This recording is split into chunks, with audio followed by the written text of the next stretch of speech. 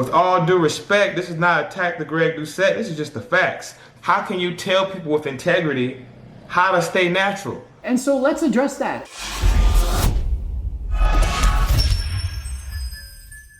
Coach Greg, and in today's video, it's a response to Chris Beastmode Jones. He's calling me out. Greg Doucette's Maingaining advice is terrible for natural lifters. Bulking is better. And so popular fitness model and YouTuber Jeff Seid has made multiple videos speaking out about the dangers of bulking. That it doesn't work. He did a dirty bulk, and some people gave, response videos about it. One of those people was Greg Doucette. And so what I did is I spoke out about that and said it would have been better to Maingaining. And so rather than being 6, 7, 8% body fat and bulking up to 20 and then cutting back and forth every year, be better to just choose a healthy weight, somewhere in the middle. Somewhere where you're not hungry, you have tons of energy, and you can maintain that for the rest of your life. And for Jeff C, perhaps that's 12%. And so rather than going from 7% to 20 back and forth, then if he just stayed somewhere in the middle, 12%, he could look great year round. And so does that not make sense? Would you not rather look good year round than have to go 6 months without posting a video or a picture on Instagram because you're ashamed of how you look? And so it's not about being perfect. It's about being better than you are. And so if you're at 20%, rather than thinking you need single-digit body fat, somewhere in the middle. For you, perhaps that's 15%. Other people say, no, you need to bulk and cut, bulk and cut, bulk and cut. And so what do? They go on unrealistic diets, trying to maintain single-digit body fat, and then eventually enough is enough. They binge, you get off the diet, and then they bulk. And so the cycle continues year after year. And what should they do? And what do I keep preaching? To have realistic goals and maintain a healthy body fat percent. But for some reason, people say, Coach Greg is bad, horrible Coach Greg. He tells people to maintain at a healthy body fat percent, perhaps 12, 15%, whatever's healthy for you. And so apparently it's bad advice that only steroid users can maintain. That anyone who's natural, nope, they gotta force in the calories. In the past, I made a video about Greg Doucette, and I came off very unprofessional.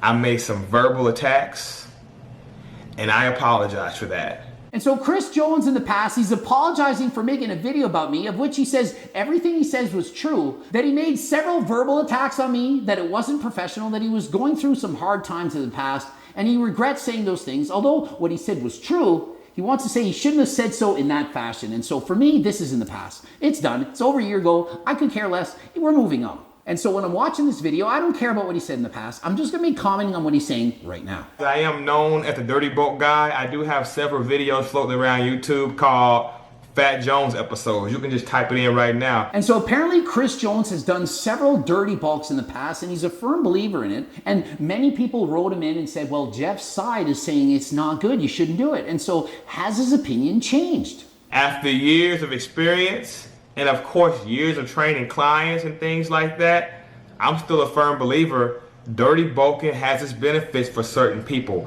For certain people. And so that is the caveat. Even Coach Greg has said dirty bulking has its place. If you're extremely shredded, 5% body fat, you just finished a bodybuilding show, and you have no energy, feel like garbage. Nothing wrong with dirty bulking, force feeding, getting your body fat from 5% up to 12 real quick. You want to get back into your off-season mode and have the strength and energy. But if you're already fat, bulking to any extent, waste of time. Let me say it another way. If you're above 20% body fat and you're a man, and you think that adding in extra calories is going to help you build more muscle, it's not. It's a waste of time. If you're already fat, getting fatter isn't going to help you. But if you're too lean, if you're shredded single-digit body fat, then going on a bulk, of course, it can help. And so I don't say never bulk. I say don't bulk if you don't need to. And the majority of people, they don't need to. Some examples of people that have said in the past that could bulk and benefit from it: Tristan Lee, shredded. Joel Linder, shredded. Jeff Cavalier, also peeled. Even Jesse James himself had made videos saying if he put on more body fat and ate more, he would get more gains. And so I've never said that you can't go on a bulk, that you can never add in additional calories. I simply don't think you need to bulk if you're already above 20% body fat. But if you're shredded, of course eating more can benefit you. Real natural lifters, in my humble, professional opinion, should bulk to some degree. And so, Chris, let me give you this example. Guy's 25% body fat wants to have more muscle and get leaner. Should that person bulk and then cut? Should they, in fact, up the calories, put on the muscle, and then cut down? Or could they do what Coach Greg says, which is to just maingain? Don't eat extra calories, maingain. Regardless if that person is skinny, fat, they have no muscle, but they have a belly, is it really beneficial to say you should bulk up, put on some size, and then cut?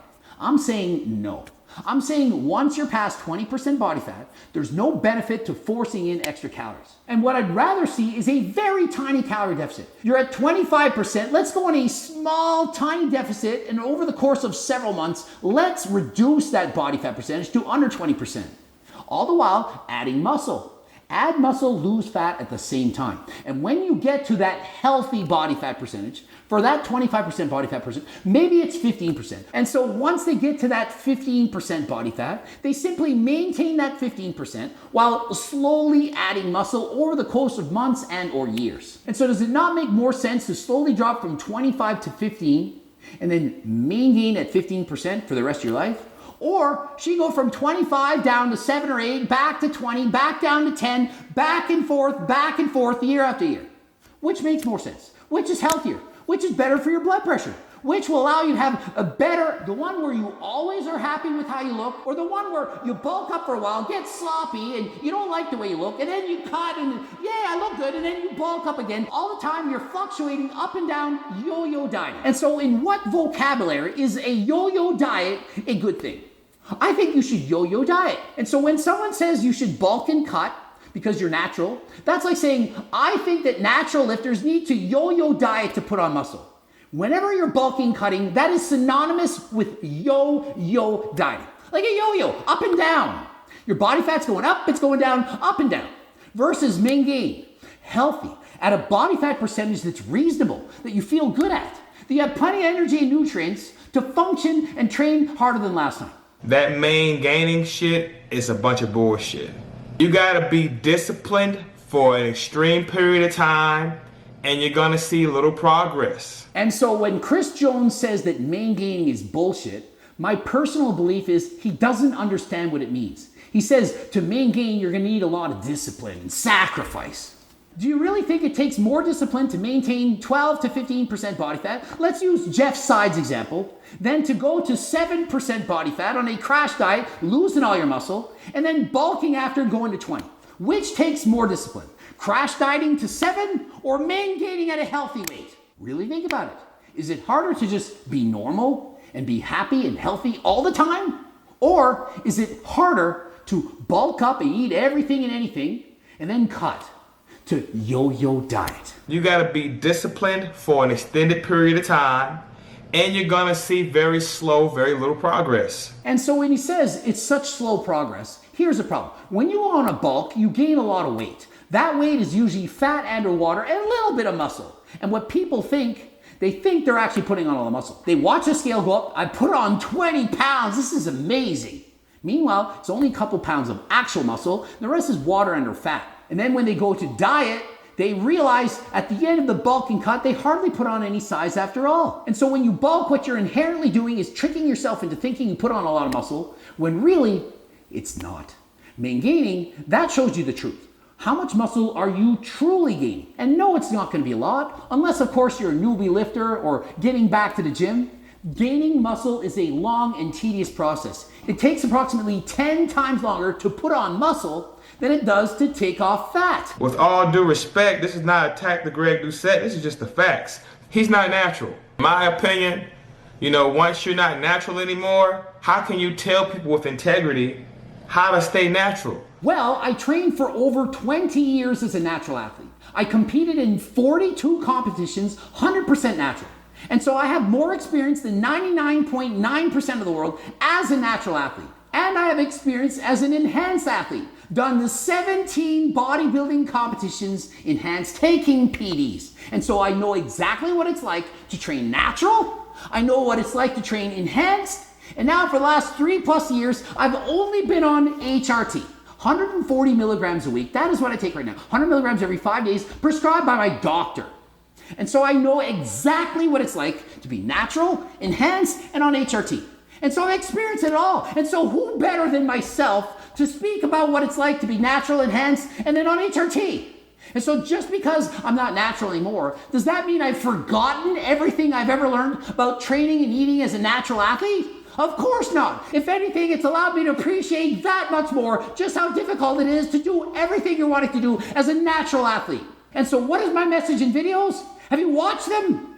That maintaining single-digit body fat as a natural athlete for 99% of the population, not possible. I've highlighted these difficulties in several of my videos. For example, I did a video on Alpha Destiny showing exactly how difficult it is for him to lose weight.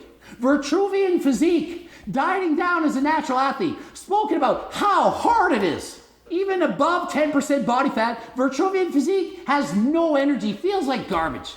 And so I don't preach to Maingaining at single-digit body fat. And so the number one problem with Maingaining is people think they're going to get shredded and then just Maingain from there. That is not the way. I've never stated you should diet, get shredded, and then Maingain. I keep saying over and over again, probably in 100 plus videos by now, to Maingain at a healthy body fat percentage for you. Not for other people, for you. You might be able to do it at 10%. Someone else is 20. We don't know. And so if you're dieting, you don't have energy, you don't feel good, you can't get the pump in the gym, your sex drive is going down, you don't sleep proper, eat more. Stop cutting, stop Maingaining. Get to a healthy body fat for you. I'm sick and tired of making video after video trying to defend the fact that I keep telling people to eat and be at a healthy body weight. I don't encourage people to be perfect. In fact, I tell people, forget the dream physique, halfway there. And so it's all about setting realistic goals. Stop with the single digits. Stop at the 10% body fat. Set a realistic goal, one of which you can maintain. Stay there, Maingain for the rest of your life. Maingaining is some bullshit. Real natural bodybuilders, if you want to make some serious gains, you should have bulking phases. Again, I'm not telling you to get fat. And so Nick Jones says if you're a natural bodybuilder, you need to bulk up and, well, you don't need to get fat, but, well, it worked for me. Am I disagreeing with him that you shouldn't eat enough calories? No. But if you already have enough body fat, adding in more body fat won't help you. Does that not make sense? If you already have enough fat to optimize muscle growth, will adding in more fat, eating more calories, help you? No. Does being 50% body fat help you build more muscle than 40%? Absolutely not. In fact, it makes it worse. And so everyone has a specific set point that's optimal for them to build muscle. And so what do I say? Get into that zone and Maingain. And so rather than bulking and cutting, where you gain more fat than you need and you lose too much, stay in the middle. See that middle, that window? Somewhere in the middle, perhaps it's 15%, somewhere in there. Then you don't need to bulk and cut. Then you're always going to be able to optimize building muscle. Whether you're enhanced, natural, it doesn't matter. It doesn't matter! If you're at your optimal body fat for building muscle within your set point, you don't need to bulk and cut. Does that make sense? You get it now? Probably not. Probably people in the comments already wrote, "Oh, you're stupid, you don't know what you're talking about because you're not natural." I've literally mastered the art of cutting. I cut really quick. So putting on a little extra fluff is no big deal for me. But if you're somebody who kind of want to keep it together, then don't dirty bulk. And so for Chris Jones, he says dieting is easy for him. And so he gains a lot of weight and cuts easy. It's easy for him. And he's saying, I'm natural and it's easy for me, so just do what I say. Just because Chris is natural and he finds it easy to cut doesn't mean that other natural lifters are also going to find it easy to cut.